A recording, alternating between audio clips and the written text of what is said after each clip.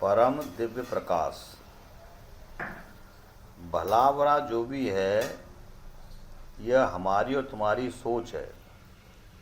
किसी के व्यर्थ बकवास करने पर अपने प्रेमी के खिलाफ गलत विचार रखना तो मानो ऐसा है कि अपने दिल दिमाग को कूड़े कचरे से भरने के समान है।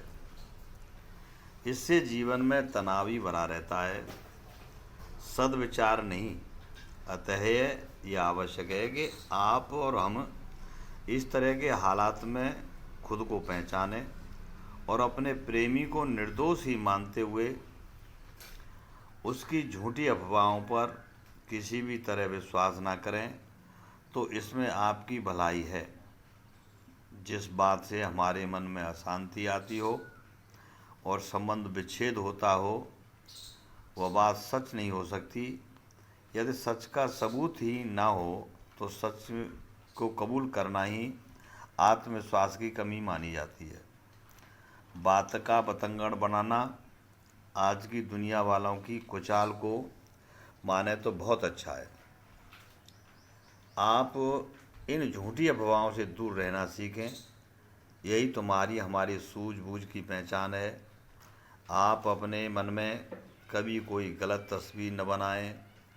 हमें ऐसा कार्य कभी नहीं करना है जिससे हमारे दिल और दिमाग में तनाव बढ़े। हमेशा मन का संयम रखना जरूरी है। क्रोध की ज्वाला बदले की भावना होती है। कोई कुछ भी बके, कुछ भी कहे, हमें अपने मन माफिक काम करना है। साथ ही किसी बहाने में ना पड़ करके सही मार्ग को नहीं छोड़ना है। यह ध्यान देने योग्य बात है। अपने प्रियवरों में गलती ढूंढना कोई शान की बात नहीं होती है। अगर अपनी शान चाहते हो तो आप सावधान होकर ही अपनी सूझबूझ को रखते हुए कोई भी जीवन में कदम बढ़ाएं। आपका सही कदम तो उचित हो सकता है, किंतु अनुचित कदम आपके जीवन को गलत राह पर ले जा सकता है।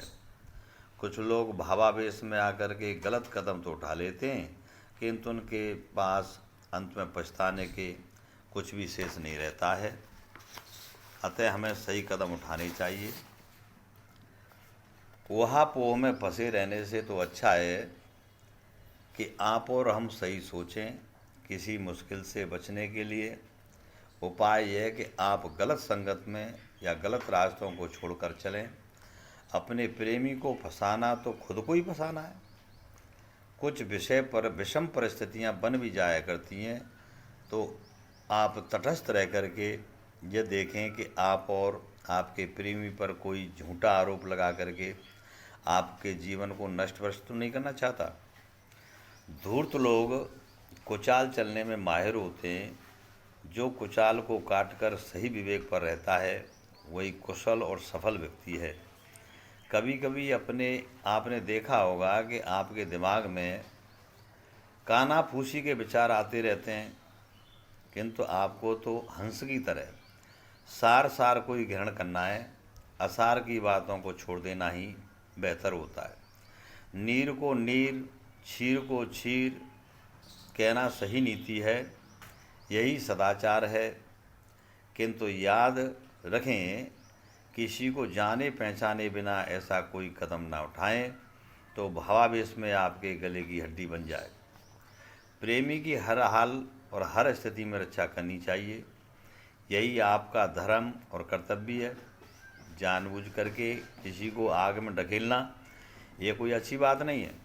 इसके लिए बहुत कुछ चुकाना पड़ता है।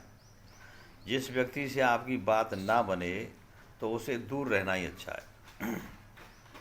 किंतु आप अपने प्रेमी की रक्षा जी जान से देकर करनी चाहिए। आपकी विजय निश्चित है। फंसाने वाला इंसान तो फरेबी होता है और बचाने वाला इंसान तो इंसान ही होता है। ईश्वर सत्य है, वह नित्य मौजूद है, वह सर्वव्यापक है। जहाँ आप मौजूद हैं वहीं ईश्वर भी मौजूद है। ईश्वर की आज्ञा पूरा ब्रह्मांड पालन करता है, सो आत्मा का ही स्वरूप है। आत्मा और परमात्मा में कोई भेद नहीं है। प्रकृति तीनों गुणों में बरत रही है, किंतु ईश्वर तो गुणातीत है। ईश्वर के प्रकृति अधीन है। प्रकृति और शरीर सब संसार है। इसके रचयिता तो ईश्वर हैं। संसार तो सेवा में चलता है। ईश्वर विश्वास या दृढ़ निश्चय से प्राप्त है।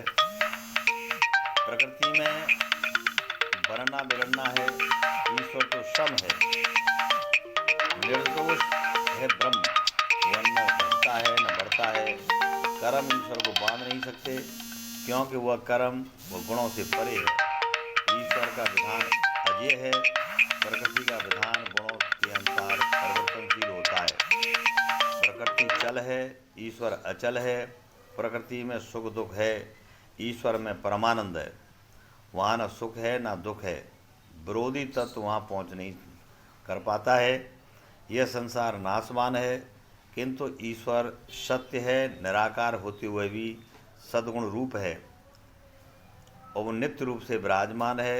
जैसे पत्थर में आग, फूलों में पराग, जीवन में सत्य स्वरूप भी वही है।